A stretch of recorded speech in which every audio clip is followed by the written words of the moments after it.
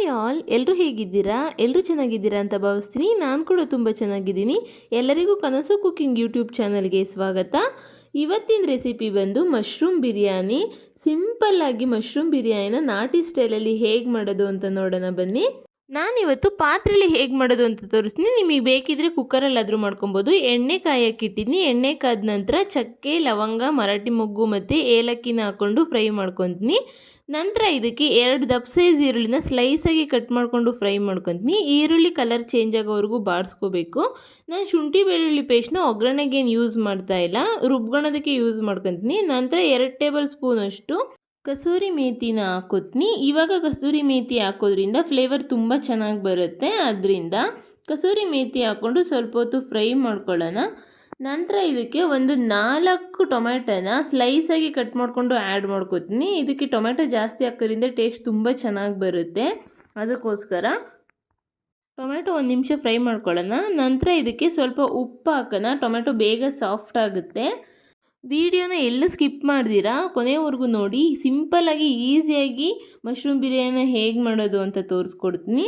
Tomato ಬೇಯೋ ಅಷ್ಟರಲ್ಲಿ ನಾವು ಮಸಾಲೆಗೆ ready ಮಾಡ್ಕೊಳ್ಳೋಣ. ಇದ್ರ ಮುಚ್ಚಳ ಮುಚ್ತೀನಿ, ಟೊಮೆಟೊ ಬೇಗ ಸಾಫ್ಟ್ ಆಗುತ್ತೆ. ರುಬ್ಬೋದಕ್ಕೆ ನಾನು ಜಾಸ್ತಿ ಮಸಾಲೆ ಪದಾರ್ಥ ಏನು ತೊಗೊಂಡಿಲ್ಲ. 2 ಟೊಮೆಟೊನ ತೊಗೊಂಡಿದ್ದೀನಿ, ಬೆಳ್ಳುಳ್ಳಿ ತೊಗೊಂಡಿದ್ದೀನಿ, 2 ಇಂಚ್ ಶುಂಠಿ ತೊಗೊಂಡಿದ್ದೀನಿ, 1 ಇಡಿ ಆಗೋವಷ್ಟು ಕೊತ್ತಂಬರಿ ಸೊಪ್ಪು ಮತ್ತು 1 ಇಡಿ ಆಗೋವಷ್ಟು ಪುದೀನ ಸೊಪ್ಪು ತೊಗೊಂಡಿದ್ದೀನಿ. ಇಷ್ಟೇ. ನನ್ನ ಕಾಯಿ ಮತ್ತು ಚಕ್ಕೆ ಲವಂಗ ಏನನ್ನೂ ನಾನು ಇಲ್ಲಿ ರುಬ್ಬೋದಕ್ಕೆ ಯೂಸ್ ಮಾಡ್ತಾ ಇಲ್ಲ. ಶುಂಠಿ ಬೆಳ್ಳುಳ್ಳಿನೂ ಅಷ್ಟೇ ಒಗ್ಗರಣೆಗೇನು ಹಾಕಿಲ್ಲ, ನಾನು ರುಬ್ಬೋದಕ್ಕೆ ಹಾಕಿದ್ದೀನಿ. ನಂತರ ಒಂದು 4ರಿಂದ 5 ಹಸಿಮೆಣ್ಸಿನ್ಕಾಯಿ ತೊಗೋತೀನಿ. ಇದನ್ನ ನುಣ್ಣಗೆ ರುಬ್ಕೊಳ್ಳೋಣ. ನೋಡಿ, ಇವಾಗ ಟೊಮೆಟೊ ಎಲ್ಲ ನೀಟಾಗಿ ಬೆಂದಿದೆ, ಎಣ್ಣೆ ಎಲ್ಲ ಬಿಟ್ಕೊಂಡಿದೆ ಮತ್ತು ಟೊಮೆಟೊನು ಸಾಫ್ಟ್ ಆಗಿದೆ. ಈ ರೀತಿ ಎಣ್ಣೆ ಎಲ್ಲ ನೀಟಾಗಿ ಬಿಟ್ಕೋಬೇಕು.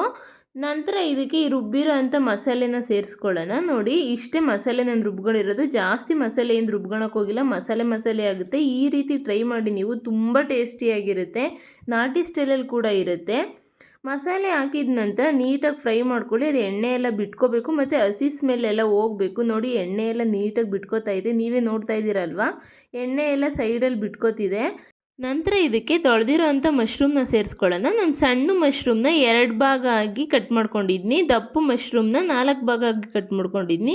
ನಿಮ್ಗೇನಾದರೂ ಕಟ್ ಮಾಡದೆ ಉಂಡೆ ಮಶ್ರೂಮ್ನ ಯೂಸ್ ಮಾಡಬೇಕು ಅಂತಂದ್ರೂ ಪರವಾಗಿಲ್ಲ. ಸಣ್ಣಗಿರೋ ಅಂಥ ಮಶ್ರೂಮ್ನ ಉಂಡೆಯಾಗಿ ಯೂಸ್ ಮಾಡ್ಕೊಬೋದು. ದಪ್ಪಗಿರೋ ಮಶ್ರೂಮ್ಗೆ ನೀಟಾಗಿ ಮಸಾಲೆ ಹಿಡಿಯಲ್ಲ ಅಂತಂದ್ಬಿಟ್ಟು ಸಣ್ಣದಾಗಿರೋ ಅಂಥ ಮಶ್ರೂಮ್ನ ಯೂಸ್ ಮಾಡ್ಕೊಳ್ಳಿ. ಮಶ್ರೂಮ್ ಹಾಕಿದ ನಂತರ ನೀಟಾಗಿ ಫ್ರೈ ಮಾಡಿಬಿಟ್ಟು ಇದಕ್ಕೆ ಕಲ್ಲುಪ್ಪನ್ನ ಸೇರಿಸ್ಕೊತೀನಿ. ಇವಾಗಲೇ ಉಪ್ಪು ಸೇರಿಸೋದ್ರಿಂದ ಮಶ್ರೂಮ್ಗೆಲ್ಲ ನೀಟಾಗಿ ಉಪ್ಪು ಹಿಡಿಯುತ್ತೆ ಮತ್ತು ಮಶ್ರೂಮಲ್ಲಿರೋಂಥ ನೀರನ್ನು ಬೇಗ ಬಿಡುತ್ತೆ.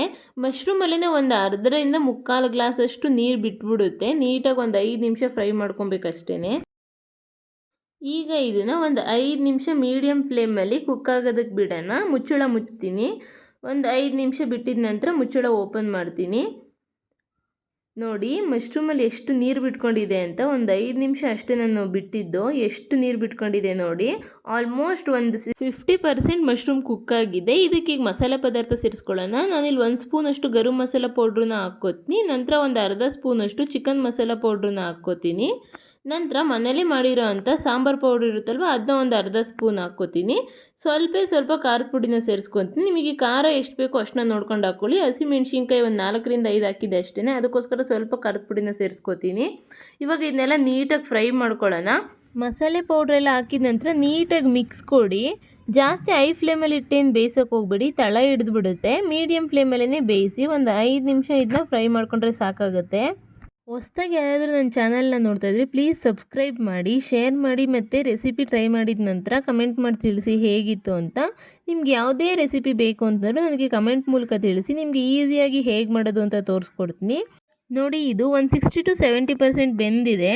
ನಾನಿಲ್ಲಿ 3 ಗ್ಲಾಸ್ ಆಗೋವಷ್ಟು ಅಕ್ಕಿನ ತೊಗೊಂಡಿದ್ದೆ. ಈ ಗ್ಲಾಸ್ ಅಳತೆಯಲ್ಲಿ ಅಕ್ಕಿ ತೊಗೊಂಡಿದ್ದೀನಿ. ಇದಕ್ಕೆ ಒಂದು 5.5 ಗ್ಲಾಸಷ್ಟು ನೀರು ಹಾಕ್ತೀನಿ. ಯಾಕೆ ಅಂತಂದರೆ ಮಶ್ರೂಮ್ನಲ್ಲೇ ಆಲ್ರೆಡಿ ಸ್ವಲ್ಪ ನೀರು ಬಿಟ್ಕೊಂಡಿದೆ. ಅದಕ್ಕೋಸ್ಕರ 6 ಗ್ಲಾಸ್ ಹಾಕಿದ್ರೆ ಸ್ವಲ್ಪ ಮೆತ್ತಗಾಗ್ಬಿಡುತ್ತೆ ಅನ್ನ. ಅದಕ್ಕೆ 5.5 ಗ್ಲಾಸ್ ಹಾಕ್ತೀನಿ.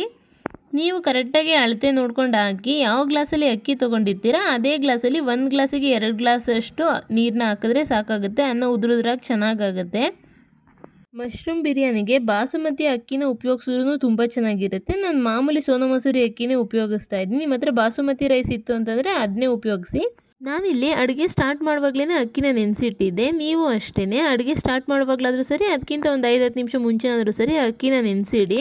ಅದರಿಂದ ಅನ್ನ ತುಂಬ ಚೆನ್ನಾಗಾಗುತ್ತೆ. ಒಂದೇ ಸಲ ಅಕ್ಕಿನ ನಾವು ತೊಳೆದಾಕೋದ್ರಿಂದ ಅನ್ನ ಸ್ವಲ್ಪ ಗಟ್ಟಿಯಾಗುತ್ತೆ. ಮುಂಚೆ ನೆನೆಸಿಟ್ರೆ ಉದುರಾಗಿ ಚೆನ್ನಾಗಾಗುತ್ತೆ. ನೋಡಿ ಕುದಿ ಬಂದಿದೆ. ಇವಾಗ ನೀವು ಟೇಸ್ಟ್ ನೋಡಿಕೊಂಡು ಉಪ್ಪು ಬೇಕಿದ್ರೆ ಉಪ್ಪು, ಸ್ವಲ್ಪ ಖಾರ ಏನಾದರೂ ಬೇಕಿದ್ರೆ ಖಾರ ಸೇರಿಸ್ಕೋಬೋದು. ನೀರು ಹಾಕಿದ ನಂತರ ಕುದಿ ಬರೋವರೆಗೂ ವೆಯ್ಟ್ ಮಾಡಿ. ಅಲ್ಲಿವರೆಗೂ ಅಕ್ಕಿ ಸೇರ್ಸೋಕೆ ಹೋಗ್ಬಿಡಿ. ಕುದಿ ಬಂದ ಮೇಲೆ ಟೇಸ್ಟ್ ಎಲ್ಲ ನೋಡಿಕೊಂಡು ಉಪ್ಪು ಬೇಕಿದ್ರೆ ಉಪ್ಪು ಹಾಕ್ಕೊಳ್ಳಿ. ನನಗೆ ಸ್ವಲ್ಪ ಉಪ್ಪು ಕಡಿಮೆ ಇದೆ ಅನ್ನಿಸ್ತು, ಅದಕ್ಕೋಸ್ಕರ ಇನ್ನು ಸ್ವಲ್ಪ ಉಪ್ಪನ್ನ ಆ್ಯಡ್ ಮಾಡ್ಕೊತೀನಿ. ನಂತರ ಇದಕ್ಕೆ ಮೊದಲೇ ನೆನೆಸಿಟ್ಟಿರೋಂಥ ಅಕ್ಕಿನ ಸೇರಿಸ್ಕೊತೀನಿ. ನಾನಿಲ್ಲಿ ಪಾತ್ರೆಯಲ್ಲಿ ಹೇಗೆ ಮಾಡೋದು ಅಂತ ತೋರಿಸ್ಕೊಡ್ತಾ ಇದ್ದೀನಿ. ನೀವೇನಾದರೂ ಕುಕ್ಕರಲ್ಲಿ ಮಾಡಿದ್ರು ಅಷ್ಟೇ ಸೇಮ್ ಪ್ರೋಸೆಸ್ಸೇ. ಇದೇ ರೀತಿ ಮಾಡಿ, ಬಟ್ ಒಂದೇ ಒಂದು ವಿಷಿಲ್ ಹಾಕ್ಸ್ಕೊಳ್ಳಿ ಸಾಕಾಗುತ್ತೆ. ನಾನಿಲ್ಲಿ 3 ಗ್ಲಾಸ್ ಅಕ್ಕಿಗೆ 3 ಪ್ಯಾಕ್ ಆಗೋವಷ್ಟು ಮಶ್ರೂಮ್ನ ತರಿಸಿದ್ದೆ. ನಿಮಗೆ ಬೇಕು ಅಂತಂದರೆ ಇನ್ನೂ ಜಾಸ್ತಿನಾದರೂ ಉಪಯೋಗಿಸ್ಕೋಬೋದು, ಅಥವಾ 1 ಪ್ಯಾಕ್ ಅಥವಾ 2 ಪ್ಯಾಕಲ್ಲೇ ನಾವು ಮಾಡ್ಕೋತೀವಿ ಅಂತಂದರೆ ಅಷ್ಟನ್ನಾದರೂ ಉಪಯೋಗಿಸ್ಕೋಬೋದು. ನಿಮ್ಮ ಇಷ್ಟ ಅದು. ಮಶ್ರೂಮ್ ಜಾಸ್ತಿ ಇಷ್ಟಪಡೋರು ಜಾಸ್ತಿ ಹಾಕ್ಕೊಳ್ಳಿ. ನನಗೆ ಊಟದ ಜೊತೆ ಜಾಸ್ತಿ ಮಶ್ರೂಮ್ ಸಿಕ್ಕಿದ್ರೆ ತುಂಬ ಇಷ್ಟ ಆಗುತ್ತೆ. ರೈಸ್ ಜೊತೆ ಒಂದೊಂದು ತುತ್ತಿಗೂ ಒಂದೊಂದು ಮಶ್ರೂಮ್ ಪೀಸ್ ಸಿಗ್ತಾಯಿದ್ರೆ ತುಂಬ ಇಷ್ಟ ಆಗುತ್ತೆ. ಅದಕ್ಕೋಸ್ಕರ ಸ್ವಲ್ಪ ಜಾಸ್ತಿ ಮಶ್ರೂಮ್ನೇ ಉಪಯೋಗಿಸ್ಕೊಂಡಿದ್ದೀನಿ. ರೈಸ್ ಹಾಕಿದ ನಂತರ ನೀಟಾಗಿ ಮಿಕ್ಸ್ ಮಾಡಿಬಿಟ್ಟು ಒಂದು 5 ನಿಮಿಷ ಮುಚ್ಚಳ ಮುಚ್ಚಿ ಅದು ಕುದಿ ಬರಲಿ. ನೋಡಿ ಕುದಿ ಬಂದಿದೆ. ಕುದಿ ಬಂದ ನಂತರ ನೀಟಾಗಿ ಮಿಕ್ಸ್ ಮಾಡ್ಕೊಳ್ಳಿ. ಕೈ ಬಿಡ್ದಿರ ಅವಾಗವಾಗ ನೋಡ್ಕೊಂಡು ಮಿಕ್ಸ್ ಮಾಡ್ಕೋತಾರೆ, ಇಲ್ಲಾಂತಂದರೆ ತಳ ಹಿಡಿದ್ಬಿಡುತ್ತೆ. ನೋಡಿ ನೀಟಾಗಿ ಕುದೀತಿದೆ. ಅನ್ನ ಮತ್ತು ನೀರು ಎಲ್ಲ ಸಮ ಸಮ ಆಗ್ತೈತೆ. ಇವಾಗ ನಾನು ಸಿಮ್ ಫ್ಲೇಮಲ್ಲಿ ಇಡ್ತೀನಿ. ಹೈ ಫ್ಲೇಮಲ್ಲಿ ಇಟ್ಬಿಟ್ರೆ ತಳ ಹಿಡಿದ್ಬಿಡುತ್ತೆ ಮತ್ತು ಅನ್ನ ಎಲ್ಲ ಸೀದೋಗುತ್ತೆ. ಅದಕ್ಕೋಸ್ಕರ ಸಿಮ್ ಫ್ಲೇಮಲ್ಲಿ ಇಟ್ಬಿಟ್ಟು ಒಂದು 10 ನಿಮಿಷ ಬಿಟ್ಟರೆ ಅನ್ನ ನೀಟಾಗಿ ಕುಕ್ಕಾಗಿಬಿಡುತ್ತೆ. ನಂತರ ಇದಕ್ಕೆ ಒಂದು ಅರ್ಧ ಹೋಳು ನಿಂಬೆಹಣ್ಣ ಸೇರಿಸ್ಕೊತೀನಿ. ಈ ಟೈಮಲ್ಲಿ ನಿಂಬೆಹಣ್ಣ ಸೇರಿಸ್ಕೊಳ್ಳೋದ್ರಿಂದ ಅನ್ನ ತುಂಬ ಚೆನ್ನಾಗಾಗುತ್ತೆ ಮತ್ತು ಟೇಸ್ಟು ಇನ್ನೂ ಜಾಸ್ತಿ ಆಗುತ್ತೆ. ತುಂಬ ಉದುರುದ್ರಾಗಿ ಚೆನ್ನಾಗಿರುತ್ತೆ. ನಿಂಬೆ ಹುಳಿ ಹಾಕಿದ ನಂತರ ನೀಟಾಗಿ ಮಿಕ್ಸ್ ಮಾಡ್ಕೊಳ್ಳಿ. ನೀವೇನಾದರೂ ನಿಂಬೆ ಹುಳಿ ಹಾಕಿಲ್ಲ ಅಂತಂದರೆ ಸ್ವಲ್ಪ ಮೊಸರು ಸೇರಿಸ್ಕೊಳ್ಳಿ. ಮಶ್ರೂಮ್ ಹಾಕಿ ಸ್ವಲ್ಪ ಫ್ರೈ ಮಾಡಿದ ನಂತರ ಒಂಚೂರು ಮೊಸರು ಸೇರಿಸ್ಕೊಂಡ್ರೆ ಸಾಕಾಗುತ್ತೆ. ಇವಾಗ ಒಂದು 90% ಕುಕ್ ಆಗಿದೆ. ಈಗ ಪಾತ್ರೆ ಮುಚ್ಚಳ ಮುಚ್ತೀನಿ. ಒಂದು 5ರಿಂದ 6 ನಿಮಿಷ ಸಿಮ್ ಫ್ಲೇಮಲ್ಲಿ ಇಟ್ಬಿಟ್ರೆ ಸಾಕು. ಅನ್ನ ನೀಟಾಗಿ ಅಳ್ಬಿಡುತ್ತೆ. ನೋಡಿ ಯಾವ ರೀತಿ ಅನ್ನ ಆಗಿ ರೆಡಿಯಾಗಿದೆ ಅಂತ. ಮಸಾಲೆ ಎಲ್ಲ ಕಡೆನೂ ಹಿಡಿದಿದೆ. ಹೆವಿ ಮಸಾಲೆನೂ ಆಗಿಲ್ಲ. ರೈಸ್ ಅಂತೂ ತುಂಬ ಚೆನ್ನಾಗಾಗಿತ್ತು ನಿಜ. ನೀವು ಒಂದ್ಸಲ ಈ ಥರ ಟ್ರೈ ಮಾಡಿ ಹೇಗಿತ್ತು ಅಂತ ನನಗೆ ಕಮೆಂಟ್ ಮಾಡಿ ತಿಳಿಸಿ. ನೋಡಿದ್ರಲ್ವಾ ಸಿಂಪಲ್ಲಾಗಿ ಟೇಸ್ಟಿಯಾಗಿ ಆ್ಯಂಡ್ ಈಸಿಯಾಗಿ ಮಶ್ರೂಮ್ ಬಿರಿಯಾನಿನ ಹೇಗೆ ಮಾಡ್ಬೋದು ಅಂತ. ಈ ರೈಸ್ ಜೊತೆ ಮೊಸರು ಬಜ್ಜಿ ಇದ್ದರೆ ಬೆಸ್ಟ್ ಕಾಂಬಿನೇಷನ್ನು. ನೀವೊಂದ್ಸಲ ಆ ರೀತಿ ಟ್ರೈ ಮಾಡಿ. ಹಾಗಾದರೆ ಈ ರೆಸಿಪಿ ನಿಮ್ಗೆ ಇಷ್ಟ ಆಗಿದರೆ ಖಂಡಿತ ಲೈಕ್ ಮಾಡಿ, ಕಮೆಂಟ್ ಮಾಡಿ ಹಾಗೂ ನಿಮ್ಮ ಫ್ರೆಂಡ್ಸು ಫ್ಯಾಮಿಲಿ ಮೆಂಬರ್ಸ್ಗೆ ಶೇರ್ ಮಾಡಿ. ಮತ್ತಷ್ಟು ಈಸಿ ರೆಸಿಪಿಗಾಗಿ ಕನಸು ಕುಕಿಂಗ್ ಯೂಟ್ಯೂಬ್ ಚಾನಲ್ನ ಸಬ್ಸ್ಕ್ರೈಬ್ ಮಾಡೋದು ಮರಿಬೇಡಿ. Thank you for watching. Thank you all.